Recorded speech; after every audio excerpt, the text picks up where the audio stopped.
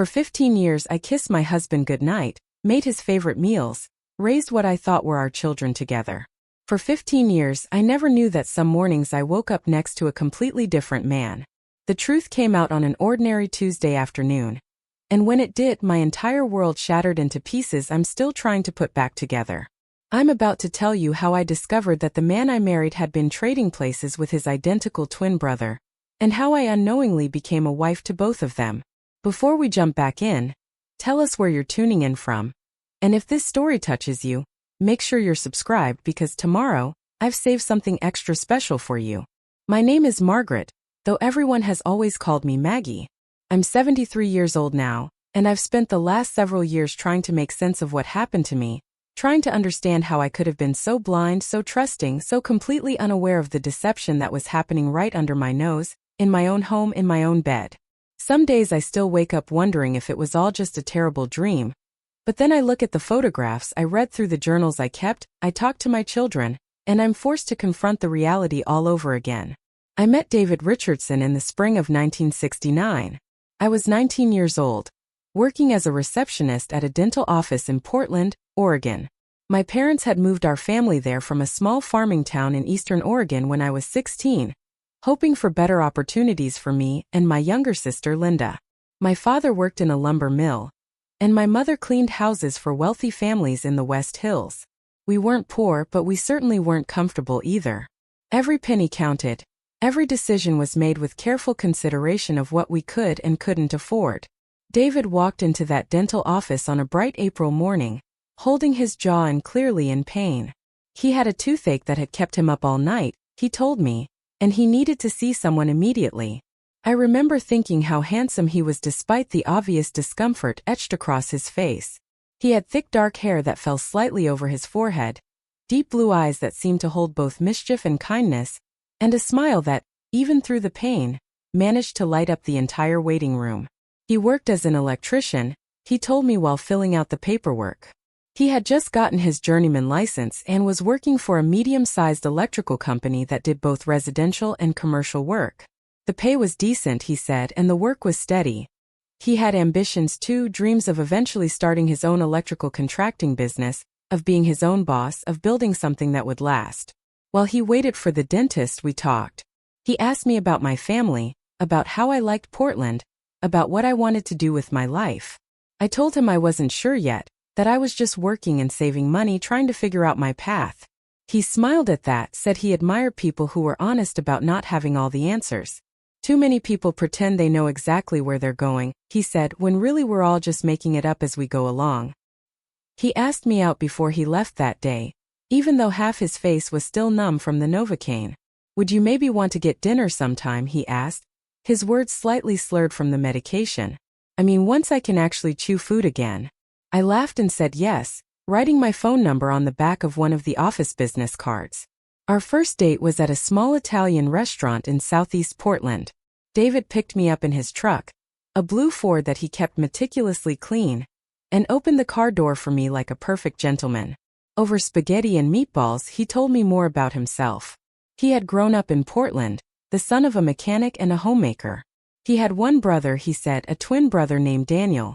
They were identical, he told me, so similar in appearance that even their own mother sometimes had trouble telling them apart when they were children. Daniel was different from him though, David explained. Where David was outgoing and social, Daniel was quiet and reserved. Where David loved working with his hands and being out in the world, Daniel preferred books and solitude. They had been close as children, David said, but had drifted apart as they got older, as their personalities and interests diverged. Daniel had moved away a few years ago, David told me. He was living somewhere up north, working odd jobs, trying to find his place in the world. They didn't talk much anymore, David said, and there was a hint of sadness in his voice when he spoke about it. I asked if I would ever meet Daniel, and David shrugged, said maybe someday, but that Daniel wasn't really the family gathering type. He kept to himself mostly, David explained. Always had, probably always would. I didn't think much of it at the time. Plenty of families have members who are less social, less involved. It didn't seem unusual or concerning. David and I dated for 6 months before he proposed. It was October and he took me to a pumpkin patch outside the city. We spent the afternoon picking pumpkins, drinking apple cider, getting lost in a corn maze. As the sun began to set, painting the sky in brilliant shades of orange and pink, he got down on one knee right there among the pumpkins and asked me to marry him. The ring was simple, a small diamond on a gold band, but it was the most beautiful thing I had ever seen. I said yes without hesitation, throwing my arms around him, laughing and crying at the same time. We got married in January of 1970 at a small church in Northeast Portland. It was a modest wedding, just family and a few close friends. My dress was borrowed from a cousin, the flowers were simple carnations, and the reception was held in the church basement with homemade food and a record player providing the music. But none of that mattered to me. I was marrying the man I loved, starting the life I had dreamed about, and I felt like the luckiest woman in the world. David's family was warm and welcoming. His parents, Robert and Eleanor, treated me like a daughter from the moment we met. His father was a quiet man with rough hands and a gentle demeanor, while his mother was talkative and affectionate, always fussing over everyone, making sure everyone had enough to eat, enough warmth, enough love. I asked about Daniel, asked if he would be at the wedding, and Eleanor's face had fallen slightly. She said she had sent him an invitation but hadn't heard back, that Daniel had always been difficult to pin down, hard to reach. David squeezed my hand and said it was fine, that it was just how Daniel was, that we shouldn't take it personally. Daniel didn't come to the wedding. I remember feeling a pang of disappointment, a sense that something was incomplete. I had never met my husband's twin brother, the person who supposedly shared his face, his DNA, half of his life story. It seemed strange to me, almost unnatural, but David assured me it was just Daniel's way. He's not good with crowds, David said. Never has been. Don't worry about it. We moved into a small apartment in Southeast Portland, a one-bedroom place on the second floor of an old building. It wasn't much, but it was ours. David continued working as an electrician, often leaving early in the morning and coming home tired in the evening. I kept my job at the dental office for the first year of our marriage, then left when I became pregnant with our first child. Jennifer was born in November of 1971. She was a beautiful baby with a full head of dark hair and blue eyes just like her father's. David was overjoyed, pacing the hospital waiting room during my labor, rushing in the moment the nurses would allow him, tears streaming down his face as he held his daughter for the first time. I had never seen him so emotional, so vulnerable, so completely overcome with love. Those first months with Jennifer were exhausting but magical. David would come home from work and immediately take the baby, bouncing her, singing to her, giving me a break to shower or eat or just sit in silence for a few minutes. He was a devoted father, attentive and gentle, changing diapers without complaint, walking the floor with her during the nights when she wouldn't sleep, marveling at every tiny milestone. But there were also times when he seemed distant, distracted. He would come home from work and barely acknowledge me or the baby, would eat dinner in silence, would go to bed early claiming exhaustion.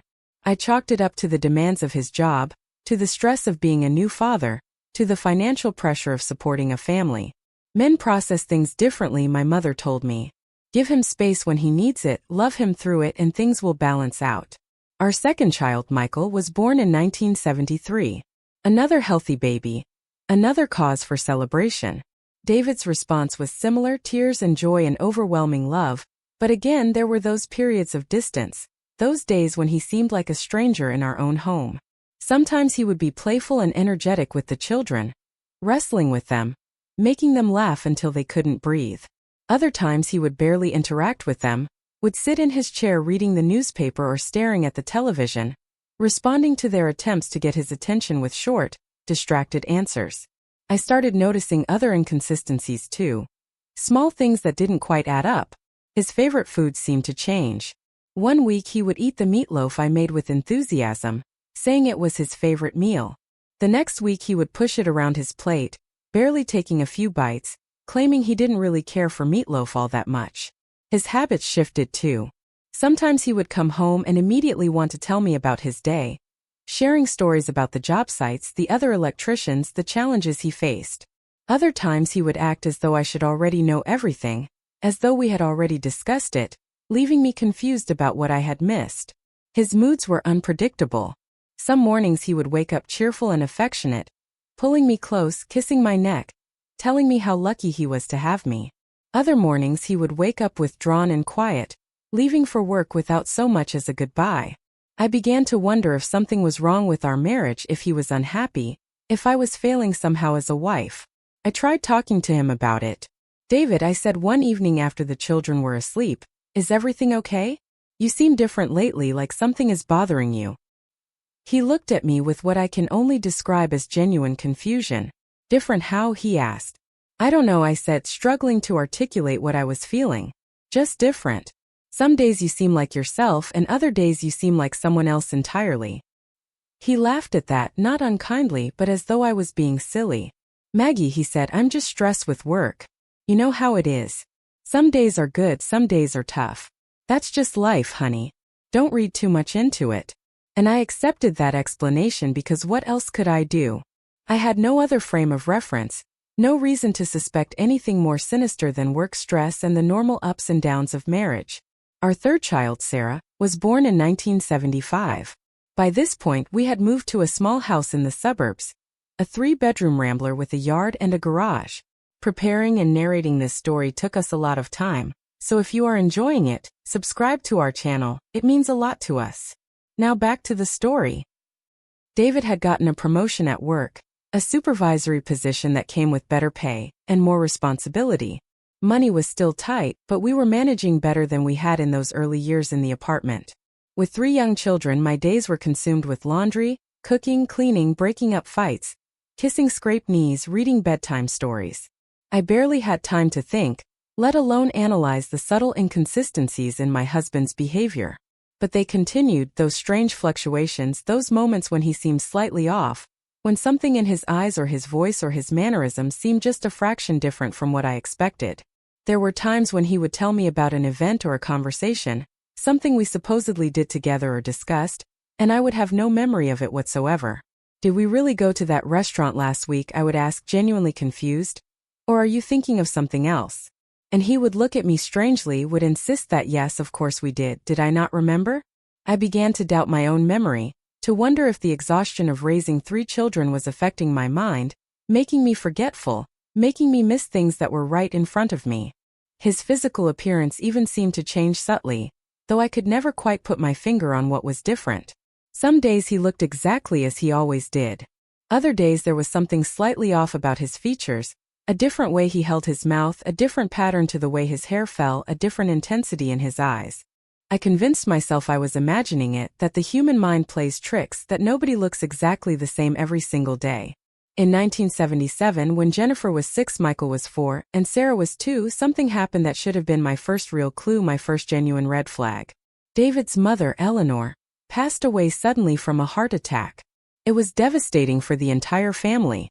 Robert was lost without her, and David took it very hard. I had never seen him cry the way he did at her funeral, deep, wrenching sobs that shook his entire body.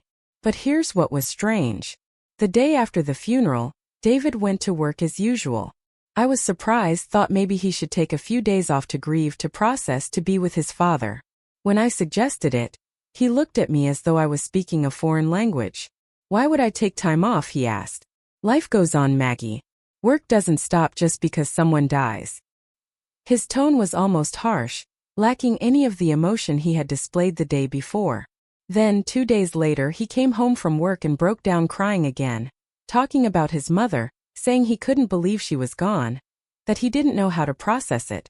It was as though the grief hit him in waves, but the timing was off, disconnected, as though he was experiencing the loss on a delayed schedule. I remember mentioning it to my sister Linda. "He's grieving in his own way," she said. "Everyone processes loss differently. Men especially, they hold things in and then it hits them all at once." I accepted that explanation, filed it away with all the other small inconsistencies that I had learned to rationalize and dismiss. The years continued to pass. Jennifer started elementary school, then Michael, then Sarah. David continued working, steady and reliable in his way, providing for the family even if his presence sometimes felt more like absence. We celebrated birthdays and holidays, took modest vacations to the Oregon coast, lived what I thought was a normal, unremarkable middle-class life. But those inconsistencies kept accumulating, kept gnawing at the edges of my consciousness. He would forget conversations we had just had, or remember conversations we never had. He would make plans and then act surprised when I reminded him of them. His preferences would shift like sand, his personality would fluctuate like a tide, and through it all, I kept making excuses, kept finding reasons, kept trusting in the foundation of our marriage even as tiny cracks began to spread through it. In 1980, David's father Robert passed away as well, another heart attack, just 3 years after losing Eleanor. David handled this loss very differently, or so it seemed.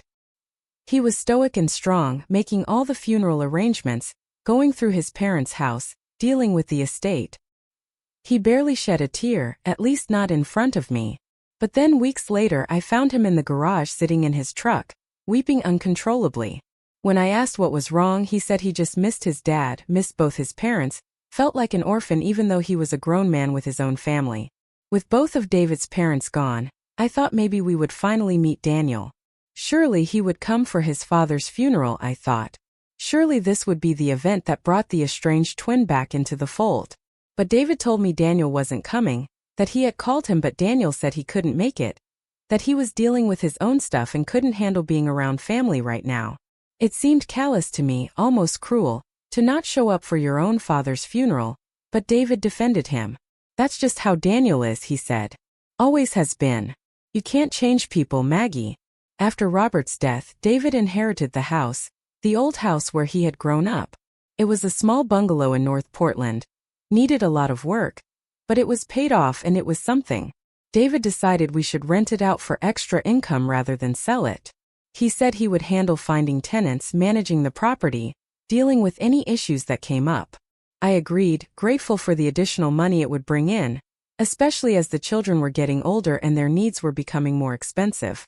It was around this time, 1981 or so, that I started noticing David had become increasingly secretive about certain things.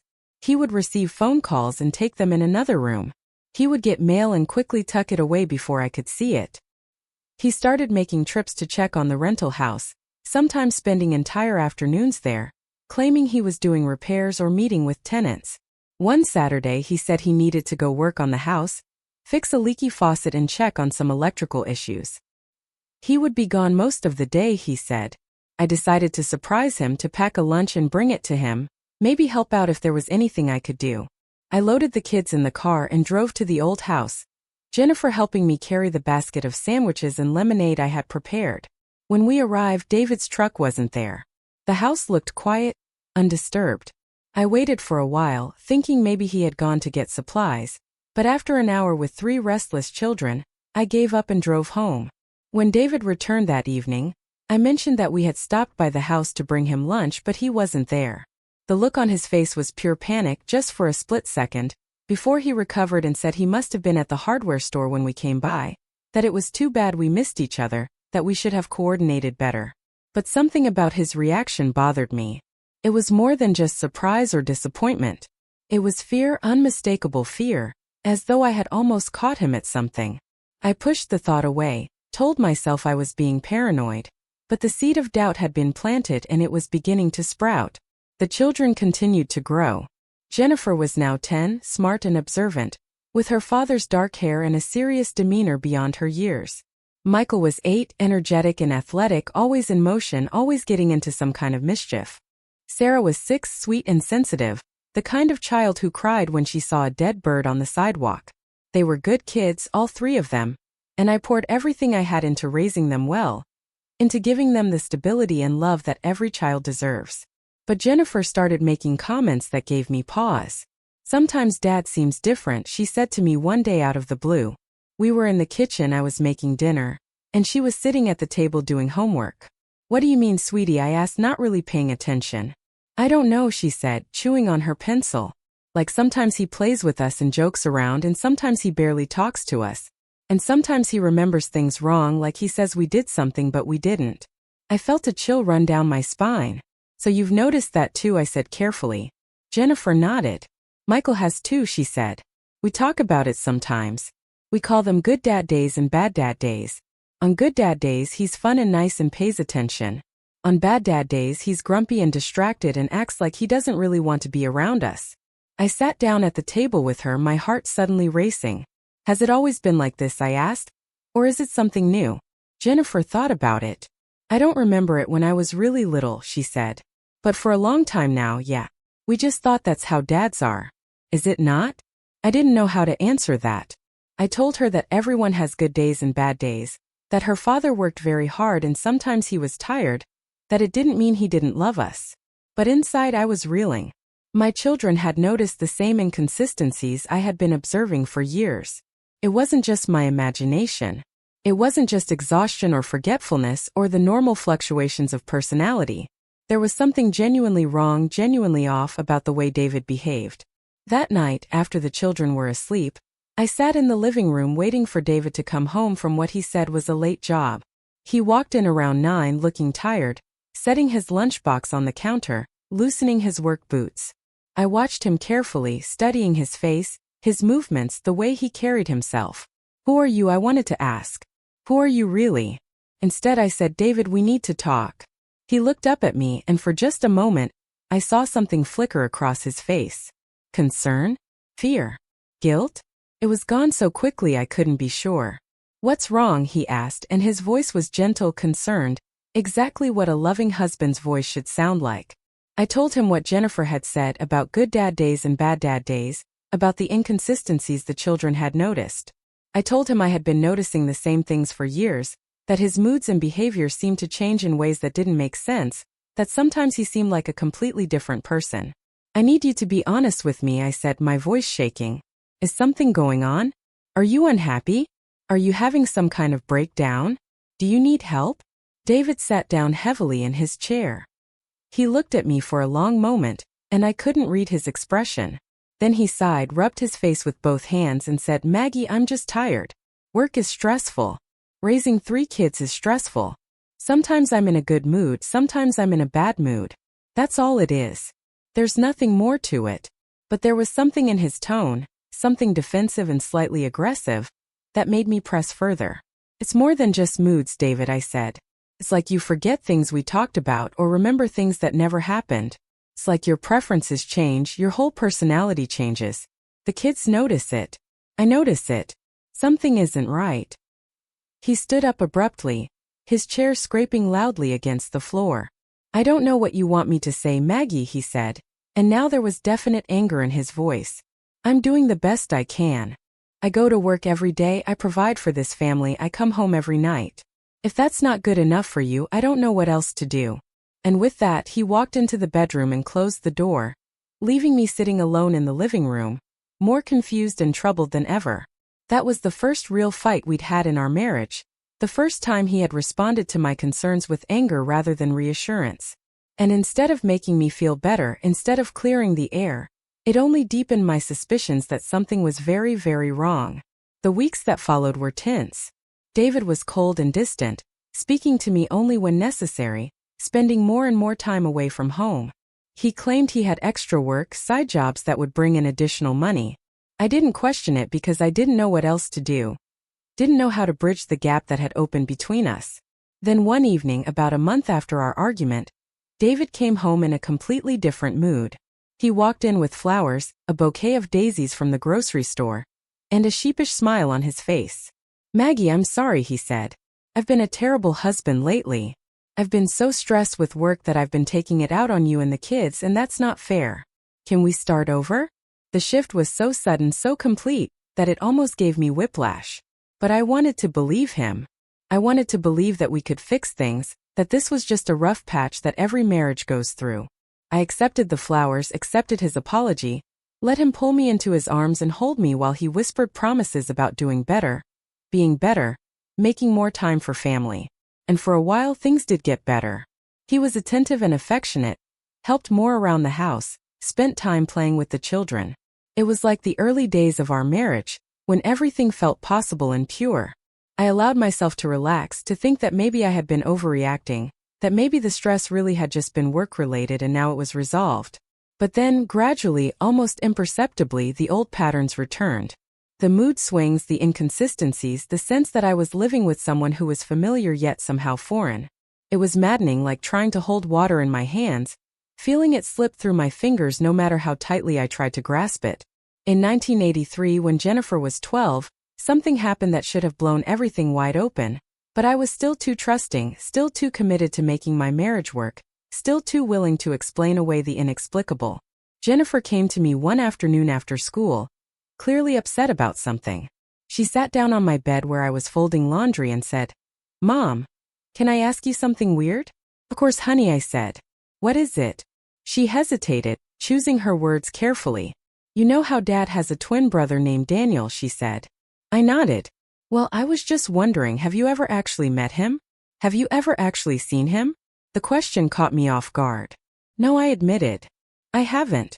He didn't come to our wedding, and your dad says he keeps to himself, doesn't really like family gatherings." Jennifer was quiet for a moment. Then she said something that made my blood run cold. "What if there is no Daniel?" she said softly.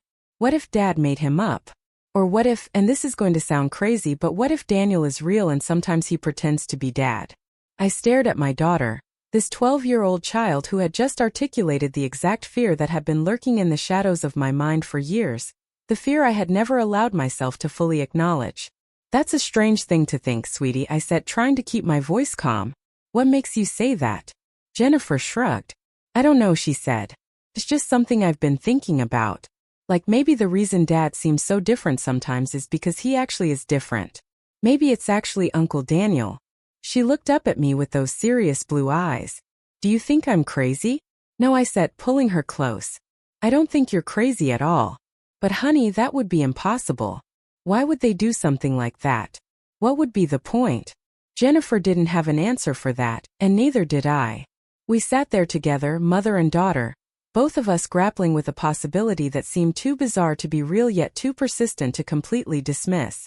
That night, I decided I needed to do something I probably should have done years ago. I needed to find Daniel. I needed to meet this mysterious twin brother, needed to see him with my own eyes, needed to confirm that he was a real person living his own separate life and not some phantom that David had invented, or worse, not someone who was actively involved in deceiving me. I started searching through David's things, looking for any information about Daniel. An address, a phone number, anything that might help me locate him. I went through the papers from Robert's estate, thinking maybe there would be something there, some clue about where Daniel lived or how to contact him. But there was nothing. It was as though Daniel didn't exist at all. As though he was a ghost story, a family legend with no substance. I called information, trying to find a Daniel Richardson in the Portland area or anywhere in Oregon. There were a few, but none of them were the right age or had any connection to David's family. I even went to the library and looked through old phone books, old city directories, trying to trace Daniel's movements, but I found nothing. It was like he had vanished completely, or like he had never been there in the first place. The more I searched, the more frustrated and frightened I became. Why was there no record of this person? Why had David's parents never talked about Daniel in any concrete way, never showed me photos of him, never gave me any real information about where he was or what he was doing? I started wondering if Jennifer's wild theory might actually have some truth to it. If maybe Daniel was more present in our lives than any of us realized. I decided to be more observant, to pay closer attention to David's patterns. I started keeping a journal, writing down each day whether it was what the kids called a good dad day or a bad dad day. I noted his moods, his behaviors, his preferences, anything that seemed significant. Over the course of several months, a pattern began to emerge. The changes weren't random. They happened on a regular schedule, roughly every 3 to 4 days. For 3 or 4 days, David would be warm, engaged, affectionate. He would remember our conversations, would be consistent in his preferences and habits, would be fully present with me and the children. Then, almost like clockwork, there would be a shift. The next 3 or 4 days, he would be distant, distracted, sometimes irritable. He would forget things we had discussed, would make mistakes about our routines and schedules, would seem slightly uncomfortable in his own home. The pattern was too regular to be coincidence, too consistent to be explained by work stress or natural mood fluctuations. Something was happening every 3 to 4 days that was fundamentally changing my husband's behavior, and I was determined to figure out what it was. I became obsessed with tracking the pattern. Every morning I would wake up and study David's face across the breakfast table, looking for any sign that would tell me whether this was a shift day or a continuation day. I memorized the tiny details, the way he held his coffee cup, the way he buttered his toast, the specific inflection in his voice when he said good morning to the children. I was looking for proof of something I couldn't yet name, evidence of a deception I couldn't fully believe was happening. It was early December of 1983 when I decided to set a trap. If there really was a switch happening, if David and Daniel were somehow trading places in my home, in my bed, in my life, then they had to be making the exchange somewhere. Couldn't be magic. There had to be a physical moment, a physical location where one brother left and the other arrived. I needed to catch that moment, needed to see it with my own eyes before I could truly accept what my mind was starting to tell me was true. I started paying attention to David's schedule more carefully. He usually left for work around 6:30 in the morning and came home around 5 in the evening. But on certain days, the days that seemed to precede a shift in his behavior, he would come home later, sometimes not until 7 or 8 at night. He always had an explanation: overtime, a job that ran long traffic, but I started to wonder if those extra hours were actually the switching time, the window when David became Daniel or Daniel became David. The rental property kept nagging at me too. David spent a lot of time there, more time than seemed necessary for basic maintenance and tenant management. He had told me the house was rented to a quiet single man who worked nights and kept to himself, someone who rarely needed anything and always paid rent on time. I had never met this tenant, had never even seen him, and David always discouraged me from going to the property, saying there was no need, that he had everything under control. One Friday afternoon in mid-December, I told David I was taking the children to my sister Linda's house for the weekend. She lived in Salem, about an hour south, and the kids loved visiting their cousins. David seemed pleased, said it would be good for me to get a break, that he would use the weekend to catch up on some projects around the house. I packed bags for the children, loaded them in the car, and drove away, waving goodbye to David as he stood in the driveway. But I didn't go to Linda's house. I had called her earlier in the week, explained that I needed her help with something important, asked if she would cover for me if David called. She agreed immediately, sensing the seriousness in my voice, promising to tell David we had arrived safely if he checked in. Instead of driving south to Salem, I drove to a motel on the east side of Portland, checked in under my maiden name, and settled the children in the room with coloring books and the small television. Jennifer, always perceptive, asked why we were staying in a motel instead of going to Aunt Linda's. I told her I needed to do something important, something I couldn't explain yet, and I needed her to help me take care of Michael and Sarah for a little while. She nodded solemnly, seeming to understand that something significant was happening, even if she didn't know the details. "I'm helping you spy on Dad, aren't I?" she said quietly. It wasn't really a question. I squeezed her hand, unable to deny it, unable to explain it, just grateful that she was old enough to help and young enough not to judge. That evening, after I fed the children dinner from a nearby fast food restaurant and got them settled for the night, I drove back to our neighborhood. I parked down the street from our house, far enough away that David wouldn't notice my car, but close enough that I could see our driveway and front door. I felt ridiculous, like a character in a bad detective movie, sitting in my car in the dark, spying on my own husband. But I couldn't shake the feeling that tonight I would finally get answers, that tonight the truth would reveal itself. Around 8 o'clock, David came out of the house. He was dressed in casual clothes, jeans and a jacket, not his work uniform. He got in his truck and drove away. I waited a few seconds, then followed at a safe distance, my heart pounding so hard I could hear it in my ears. He drove through familiar streets, heading north, and I realized with a jolt of recognition where he was going. He was going to his parents' old house, the rental property, the place he had always been so secretive about. David pulled into the driveway of the bungalow, and I drove past, parking around the corner where I could still see the house but wouldn't be visible from the street. I watched as he got out of the truck and went inside. Lights came on in the living room. I sat there in the dark, waiting, not sure what I expected to see but unable to leave. About 15 minutes later, another vehicle pulled up, an old sedan I didn't recognize. A man got out, and even from a distance, even in the dim glow of the streetlight, I could see that he looked exactly like David. Same height, same build, same dark hair, same walk.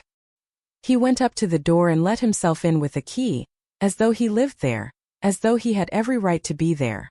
I felt like I couldn't breathe. I sat frozen in my car, watching that house, waiting to see what would happen next.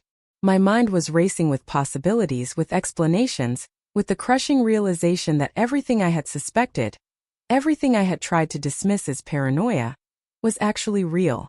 Daniel existed. Daniel was here. And somehow, David and Daniel were connected in a way that went far beyond the normal relationship between brothers. I don't know how long I sat there. It could have been 30 minutes, it could have been an hour.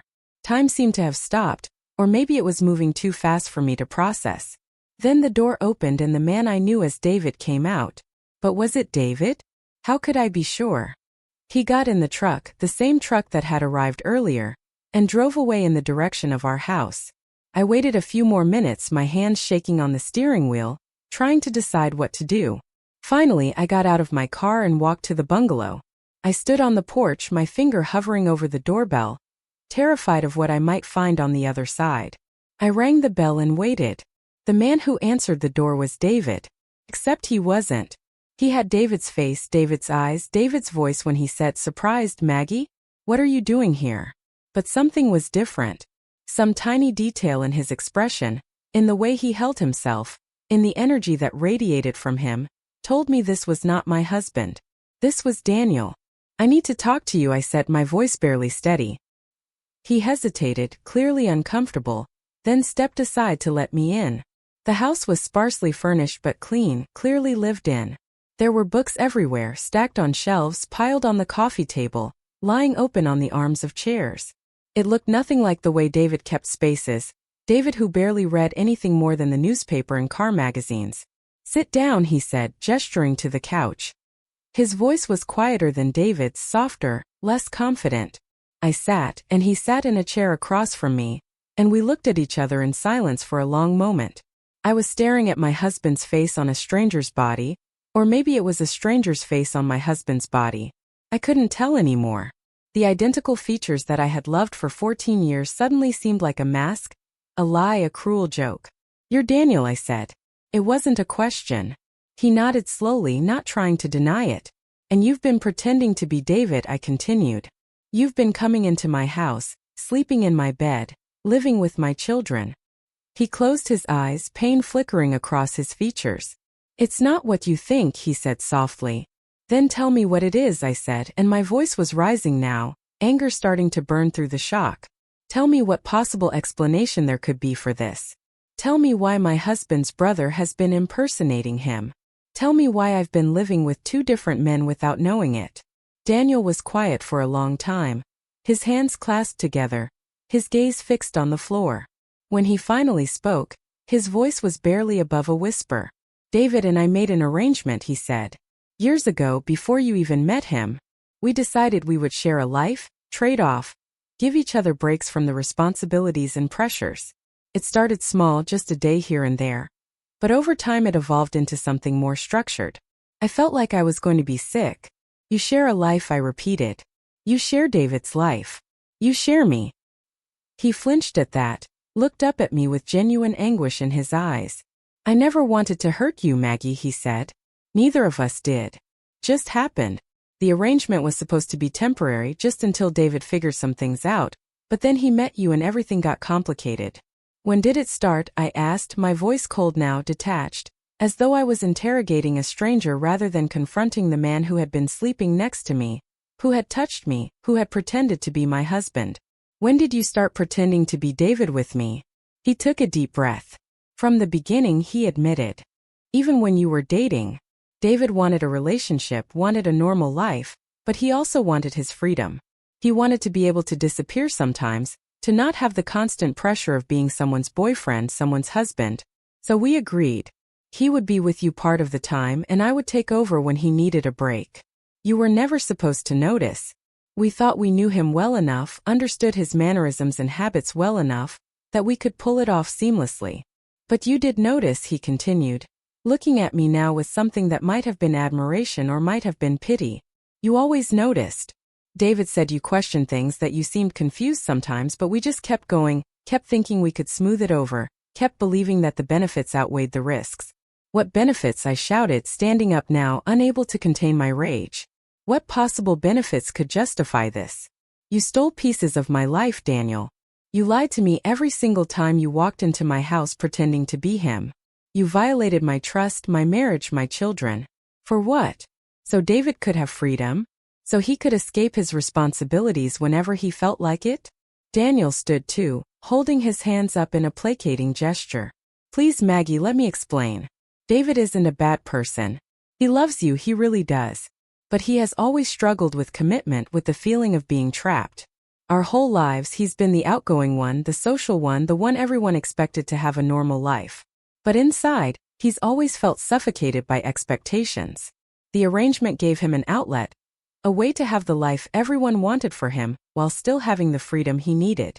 And what about you, I asked. What did you get out of this arrangement? Why would you agree to live someone else's life, to pretend to be someone you're not?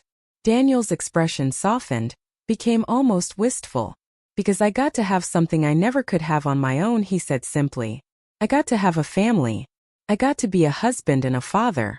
I got to experience love and belonging, even if it was borrowed, even if it was based on a lie. I'm not like David, Maggie. I'm not good with people. I'm awkward and quiet, and I've always been alone. This arrangement gave me everything I ever wanted, even if I had to pretend to be my brother to have it. I felt tears streaming down my face, tears of anger and betrayal and a strange unwanted sympathy. You should have told me, I said. From the beginning, you both should have been honest. I deserved the truth. I deserved the choice. You're right, Daniel said quietly. You did. But David was afraid you wouldn't understand, afraid you would leave. And I was afraid I would lose the only happiness I've ever known. So we kept the secret. We told ourselves we were protecting you, protecting the children, but really we were just protecting ourselves. The children, I said, suddenly, a new horror dawning on me. Oh God, the children. Daniel, are you their father? Is David their father? Do you even know? His face went pale. They're David's, he said quickly. I made sure of that. Whenever there was any possibility, it was always David. I was careful, Maggie. I never crossed that line. The times I was with you as your husband, I made sure there couldn't be any confusion about paternity. I sank back onto the couch, my head in my hands. The times you were with me as my husband, I repeated. Do you hear how insane that sounds? Do you understand what you've done to me? I don't even know which memories are real. I don't know which version of David I fell in love with. Was it actually David, or was it you?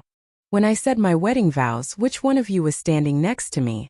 It was David, Daniel said. He made sure he was the one at all the important moments. The wedding, the births of the children, anniversaries, holidays. Those were always him. The routine days, the boring days, the difficult days, those were often me. I was the backup, the stand-in, the understudy. David got the spotlight moments and I got the everyday life. There was something so profoundly sad about the way he said it, such loneliness in his voice, that despite my anger, despite my devastation, I felt a flicker of compassion for this man. He had lived in his brother's shadow, pretending to be someone else, stealing scraps of a life that wasn't his. All because he didn't believe he could have anything of his own.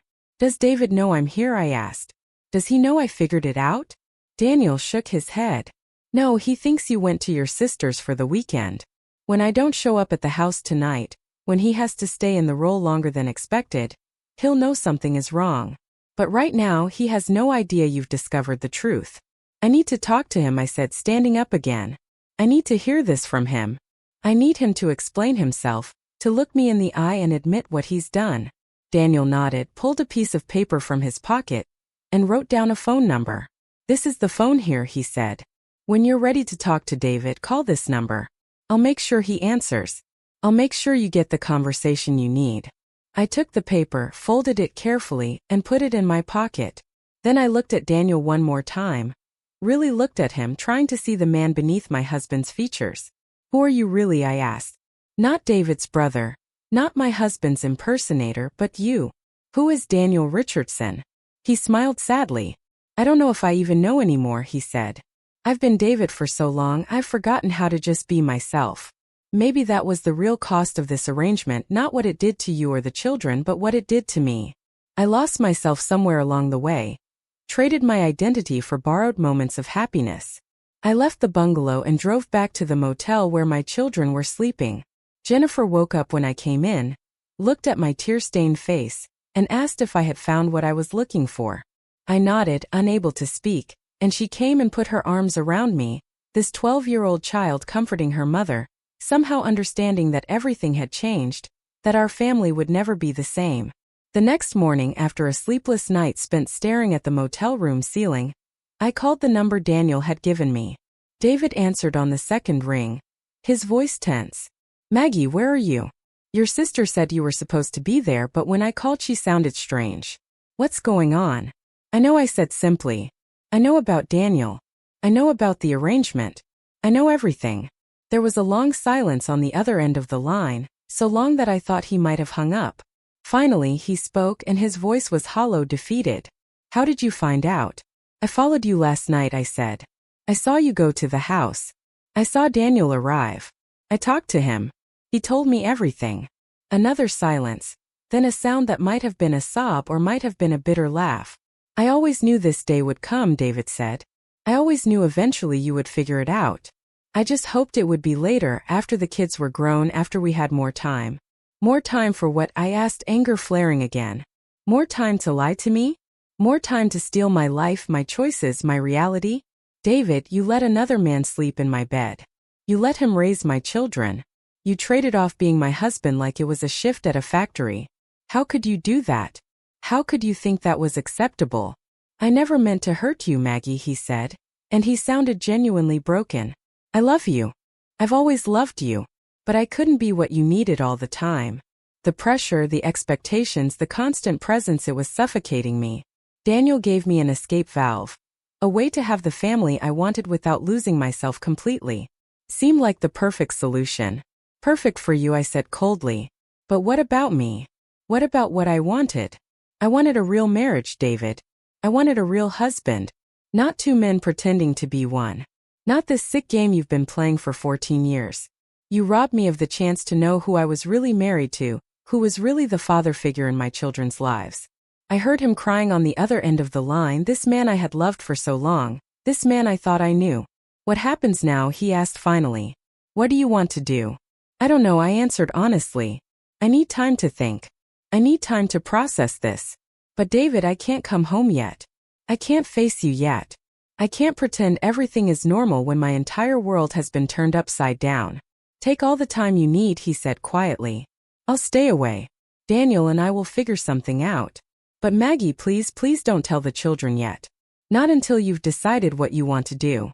Let me be the one to explain it to them when the time is right." I didn't promise him anything. I just hung up the phone and sat there in the motel room, surrounded by my sleeping children, trying to figure out what came next, how I could possibly begin to rebuild a life that had been built on such a profound deception. I stayed at that motel for 3 days. 3 days of ordering pizza and burgers for the children.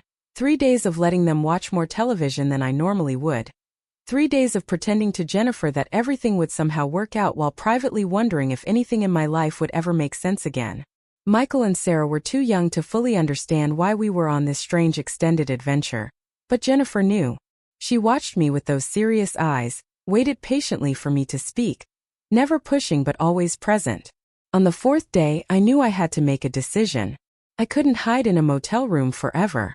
I had responsibilities, bills to pay, a life to return to, even if that life was now fractured beyond recognition. I packed up our things, loaded the children back into the car, and drove home. When we pulled into the driveway, David's truck was gone. The house was empty, quiet, almost peaceful in its stillness. There was a note on the kitchen table in David's handwriting. "I've moved my things to the rental house for now. Take whatever time you need. Call me when you're ready to talk about what happens next." "I'm so sorry, Maggie. I'm so incredibly sorry." I crumpled the note in my fist and threw it in the trash, then immediately retrieved it, smoothed it out and tucked it in a drawer. Evidence. Proof. Something tangible to remind me that this nightmare was real. The days turned into weeks. Christmas came and went in a blur of forced normalcy. I told the children that their father was working extra hours, taking on special projects, that he would be around less for a while. They accepted this explanation with varying degrees of concern. Michael seemed barely affected, caught up in his own world of friends and sports. Sarah cried at night, asking when Daddy would come home for good. And Jennifer watched everything with those knowing eyes, understanding more than I wished she did. David called every few days, brief conversations that were painfully polite and distant. He asked about the children, offered money for expenses, requested permission to take them for an afternoon here and there. I agreed to supervised visits, occasions where he would pick them up and spend a few hours at the park or the movies, then bring them back. He was always punctual, always respectful of the boundaries I set, always visibly devastated by what he had lost. Daniel I didn't see at all. He had disappeared from my life as completely as if he had never existed, which in a way he hadn't. The Daniel I had known had always been David in disguise, or David had been Daniel, or both had been some composite person that existed only in my confused perception. The real Daniel, whoever he was, remained a mystery, a ghost living in that bungalow, haunted by a borrowed life he could no longer claim. In January, I filed for legal separation. I couldn't bring myself to file for divorce yet, couldn't make that final irrevocable decision, but I needed legal protection, needed to establish custody arrangements and financial support, needed some structure in the chaos. My lawyer, a kind older woman named Patricia, listened to my story with increasing disbelief. In all my years of practice, she said when I finished, I have never heard anything quite like this. The legal implications alone are staggering. She was right. The situation was unprecedented, at least in her experience. How do you prove adultery when the other man has your husband's face? How do you establish paternity when two identical twins might be involved? How do you explain to a judge that your marriage was actually a timeshare arrangement between brothers? Patricia did her best, filing papers that focused on fraud, deception, and emotional distress, rather than trying to untangle the bizarre specifics of the twin situation. David didn't contest the separation. He signed whatever papers were put in front of him, agreed to whatever terms I proposed, accepted his reduced role in our lives with a resignation that was somehow more painful than if he had fought back. He knew he had no ground to stand on, no defense for what he had done, no way to justify the unjustifiable. It was in March, 3 months after I had discovered the truth, that I finally agreed to sit down with both David and Daniel together. Patricia thought it was a terrible idea, warned me that it could be emotionally damaging, but I needed it. I needed to see them side by side, needed to observe the differences and similarities, needed to hear them explain themselves in each other's presence. We met at Patricia's office, neutral ground with a witness present. Seeing them together was surreal. They sat across from me. These two men who were identical in every physical way but radiated completely different energies. David sat with the easy confidence of someone accustomed to being liked, even now, even after everything. Daniel hunched slightly in his chair, uncomfortable, apologetic, as though he was trying to take up less space in the world. Looking at them, I could finally see what I had missed for so many years. They were the same, but they were also completely different, and I marveled at how I had never noticed the distinction when I was seeing them one at a time. I asked them to explain the arrangement from the beginning, to walk me through how it started and how it evolved. David spoke first, his voice steady but filled with regret. "We started doing it when we were kids," he said. "Switching places to get out of trouble, to skip school, to confuse our parents. It was just a game at first, something fun that only identical twins could do. But as we got older, it became more than a game. It became a way for both of us to experience things we couldn't have on our own." Daniel picked up the story. "I was always the shy one," he said. "I had terrible social anxiety, couldn't talk to girls, couldn't make friends easily. David would go to parties or social events pretending to be me, would live the life I couldn't live for myself. And in return, I would take over for him when he needed solitude, when the pressure of being the popular, outgoing one became too much. We thought we were helping each other, filling in each other's gaps. But then I met you," David said, looking at me with those blue eyes that belonged to both of them. "I fell for you immediately, Maggie. You were everything I wanted in a partner. But I was also terrified. Terrified of commitment, terrified of losing my freedom, terrified that I wouldn't be able to be the husband you deserved. So I made a deal with Daniel. I would have the relationship, the marriage, the family, but he would help me carry the burden. He would step in when I needed space, when I felt overwhelmed, when I just needed to breathe. And I agreed," Daniel said quietly, "because I loved you too. I fell in love with you through David's stories about you. Through the glimpses I got when I started taking shifts. Through the life I got to temporarily inhabit. I knew it was wrong. I knew I was deceiving you. But I couldn't give up those moments when I got to be your husband, when I got to be a father to your children, when I got to pretend that I was capable of having a normal life. I listened to them. These two men who had collectively shattered my world. and I felt a complicated mixture of emotions. Anger, yes, still plenty of anger. Betrayal, absolutely. But also a strange, unwanted understanding of the desperate loneliness that had driven them to such an elaborate deception. They were both broken in their own ways, both trying to be whole by splitting themselves in half, and I had been caught in the middle of their dysfunction. Which one of you did I marry? I asked, the question I had been holding on to for months. David answered immediately. You married me, Maggie. I was the one at the altar. I was the one who proposed. I was the one who wanted to spend my life with you. Daniel was just helping me be the man I wanted to be but couldn't always sustain. But I was there too, Daniel interjected. Maybe not legally, maybe not in the eyes of the law or the church, but I was there in spirit. Every time I stepped into David's role, I took those vows seriously. I honored the commitment, even if the commitment was based on a lie. I loved you, Maggie, in the only way I knew how. You don't get to claim that, I said, my voice hard. You don't get to romanticize what you did. Love doesn't involve deception, Daniel. Love doesn't involve stealing someone's agency, their ability to choose.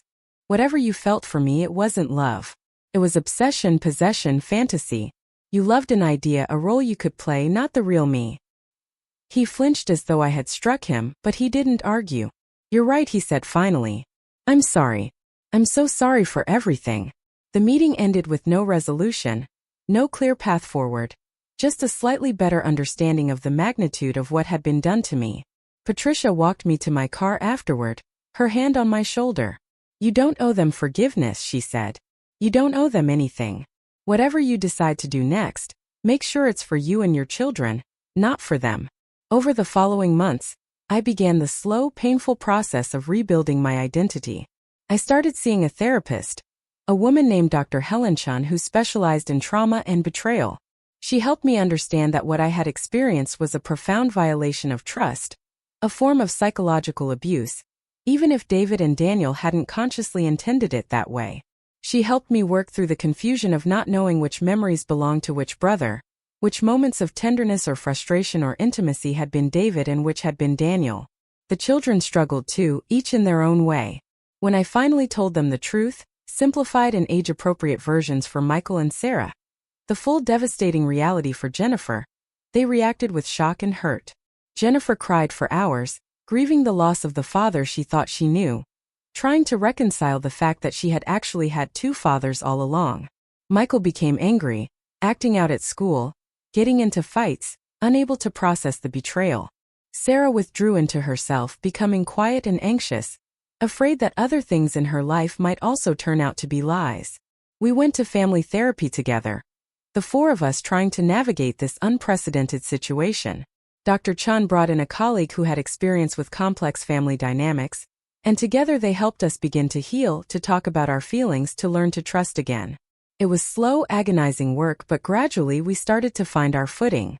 David maintained his presence in the children's lives, visiting regularly, taking them for weekends once I felt comfortable with it. He never tried to minimize what he had done, never made excuses, just quietly showed up and tried to be the father they needed, even though he had proven he didn't know how to be the husband I needed. The children slowly rebuilt their relationship with him, though it would never be the same as before, would always carry the weight of what he had done. Daniel, by contrast, disappeared from our lives completely. I heard through David that he had moved away from Portland, had gone somewhere on the coast to start over, to try to figure out who he was without his brother, without the borrowed life he had been living. Part of me felt relief at his absence, but part of me also felt a strange sense of loss, as though I was mourning a person who had never really existed. In the summer of 1985, almost 2 years after the discovery, I finally filed for divorce. I had held on to the hope that somehow David and I could find a way forward, that we could rebuild trust, that love could overcome even this massive betrayal. But I came to realize that the foundation of our marriage had been rotten from the start, that you can't build something lasting on lies, no matter how much you want to believe you can. The divorce was finalized by October, quiet and uncontested, the legal end to a relationship that had ended emotionally much earlier. I had to figure out how to support myself and the children on my own. The child support David paid was helpful but not enough to maintain our lifestyle. I went back to work, taking a job as an administrative assistant at a hospital. The pay wasn't great, but it was steady and it came with benefits. I took on extra hours whenever I could, working evenings and weekends, doing whatever was necessary to keep our heads above water. Jennifer, who was now 14, stepped up in ways that broke my heart. She helped with her younger siblings, making sure they did their homework, preparing simple meals when I had to work late, becoming a second parent when she should have just been a teenager. I saw her childhood slipping away, stolen by the choices her father had made, and I felt a grief and guilt that threatened to consume me. But we survived. Month by month, year by year, we built a new life from the rubble of the old one. I learned to be independent, to trust my own judgment, to find strength I didn't know I possessed. The children grew and changed, each of them marked by what had happened but not defined by it. Jennifer graduated high school with honors and went to college on a scholarship, determined to study psychology, to understand the human mind that could conceive of such deception. Michael channeled his anger into athletics, becoming a star on his high school football team, using physical exertion to work through his pain. Sarah remained gentle and sensitive but found her voice, becoming an advocate for honesty and transparency in all her relationships. In 1990, I received a letter from Daniel. It was postmarked from a small town on the Oregon coast, and I almost threw it away without opening it. But curiosity got the better of me, and I read it alone one evening after the children had gone to bed. He wrote about his life since leaving Portland, about the isolation and loneliness he felt, about his ongoing struggle to figure out who he was apart from David, apart from the role he had played in my life.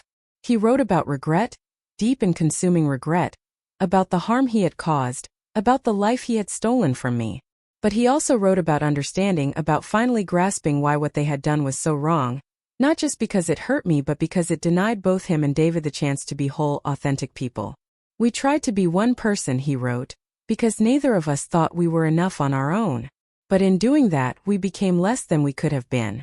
We became shadows, half people, liars. You deserved better. The children deserved better. And honestly, David and I deserved better than what we did to ourselves. He didn't ask for forgiveness. He didn't ask for anything. He just wanted me to know that he thought about what he had done every day, that he was trying to make amends in the only way he could, by living honestly, by refusing to hide, by being genuinely himself for the first time in his life. I never wrote back, but I kept the letter, tucked away in a box with the other artifacts of that time in my life, evidence of how far I had come and how much I had endured.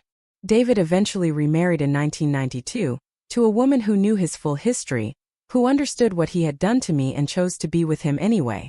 I met her once, briefly, when she came to one of Michael's football games. She seemed kind, grounded, and I hoped for her sake that David had learned from his mistakes, that he wouldn't repeat the patterns of deception with her. But that wasn't my concern anymore. My concern was my own healing, my own growth, my own future. By the time I reached my 50s, I had built a life I could be proud of. I had earned a promotion at the hospital, moving into a management position that paid well, and gave me a sense of purpose. I had raised 3 children who, despite everything, had become remarkable adults. Jennifer was a licensed therapist, helping others navigate trauma and betrayal.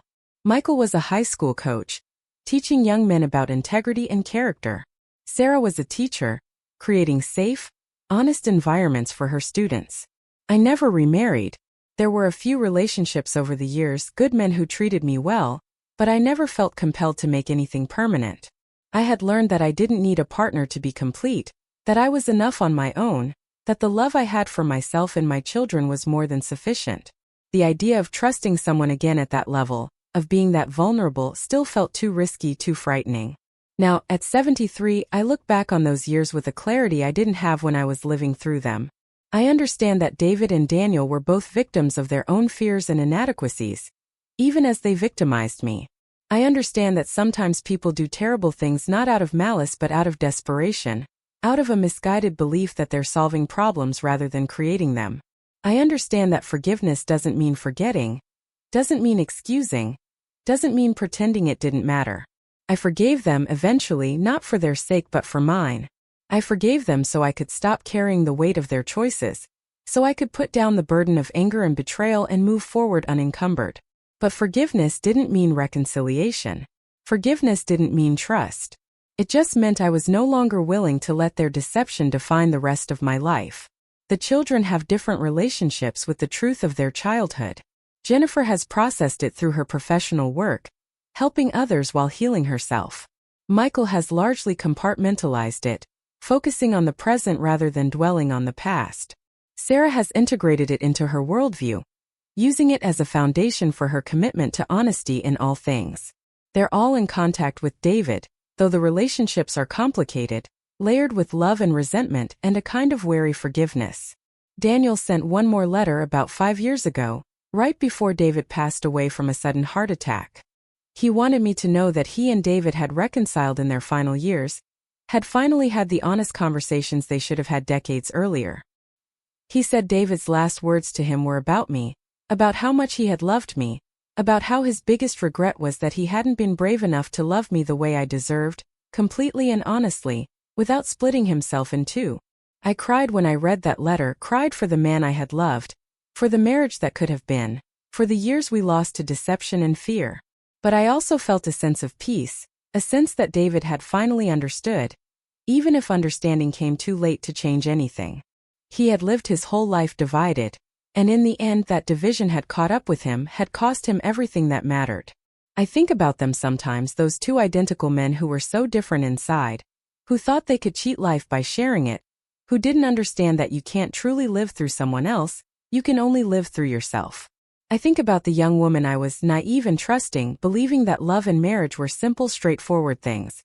I think about the person I became, forged by betrayal and survival, stronger but also more cautious, wiser but also more scarred. My grandchildren know the story, age-appropriate versions that their parents have shared with them. They ask me sometimes how I survived it, how I managed to keep going when my entire world fell apart. I tell them the same thing I tell anyone who asks. You survive by putting one foot in front of the other. You survive by loving the people who deserve your love. You survive by refusing to let someone else's choices destroy your sense of self. You survive because the alternative is to give up, and giving up means they win, means the deception continues to have power over you. I tell them that trust is precious and fragile, that once broken it can never be fully restored. But that doesn't mean you should stop trusting altogether. It just means you should trust wisely, trust carefully, trust people who have earned it through consistent honesty and integrity. I tell them that everyone has the capacity for deception, including themselves, and that the real measure of character is choosing truth even when lies would be easier. I tell them that family is complicated, that love is messy, that life rarely follows the scripts we write for it. I tell them that forgiveness is possible but not required, that healing takes time but is worth pursuing, that you can acknowledge the damage done to you while still moving forward into joy and peace. I tell them that I spent 15 years unknowingly sharing my life with 2 men, but that I've spent the decades since reclaiming that life as my own, and that the reclamation has been the most important work I've ever done. Sometimes I wonder what would have happened if I had never found out, if David and Daniel had successfully maintained their deception for our entire marriage, if I had gone to my grave never knowing the truth. Would ignorance have been better than knowledge? Would the illusion of a stable marriage have been preferable to the painful reality? I don't think so. I think the truth, no matter how devastating, is always better than a lie. I think I deserved to know who I was really married to, who was really raising my children, who was really sharing my bed. The birthday card I found all those years ago, the one that started David and Daniel's whole deception before I even met them, I don't have it anymore. It was from their childhood, evidence of their early experiments with switching places.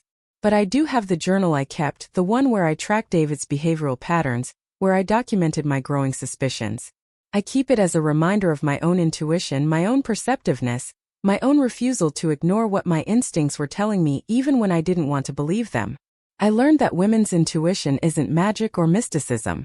It's pattern recognition, it's attention to detail. It's trust in your own observations, even when they don't make logical sense. I learned that when something feels wrong, it usually is wrong, even if you can't articulate exactly what or why. I learned that gaslighting yourself, convincing yourself that your perceptions are flawed, is one of the most damaging things you can do to your own psyche. The house where we lived during those years, I sold it shortly after the divorce. I couldn't bear to stay in a place where so many of my memories were now tainted, where I couldn't trust which moments were real and which were part of the deception. I moved the children to a smaller place across town. A fresh start in a space that was entirely ours, untainted by lies. That house became our sanctuary, the place where we learned to be honest with each other, where we rebuilt our family on a foundation of truth. I've been asked to share my story before by journalists, by researchers studying deception and identity, by people who heard rumors about the bizarre situation I lived through.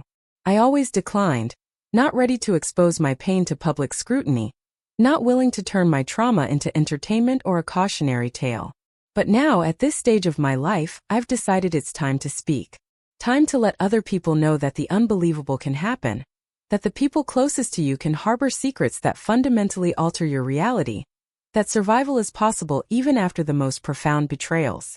If you're reading this, if you're listening to my story, and something about it resonates with you, if you've had that nagging feeling that something in your own life isn't quite right, I want you to trust that feeling. Investigate it. Question it. Don't let anyone convince you that you're being paranoid or oversensitive or irrational. Your perceptions matter. Your reality matters. Your right to the truth matters. And if you've already discovered your own devastating truth, if you're currently living in the aftermath of betrayal, I want you to know that you will survive this. It won't feel like it at first. The pain will seem insurmountable, the path forward invisible, the weight of it crushing. But day by day, choice by choice, breath by breath, you will rebuild. You will find strength you didn't know you had. You will discover that you are more than what happened to you, more than the lies someone told, more than the trust someone broke. My story isn't unique in its essence, even if the specific details are unusual. People are betrayed by those they love every day, in countless ways, large and small. Some betrayals are dramatic and obvious. Others are subtle and insidious, eroding trust slowly over time.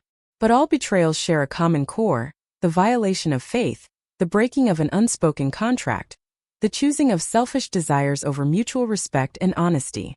What made my situation particularly painful was the duration and the deception. 15 years is a long time to live a lie.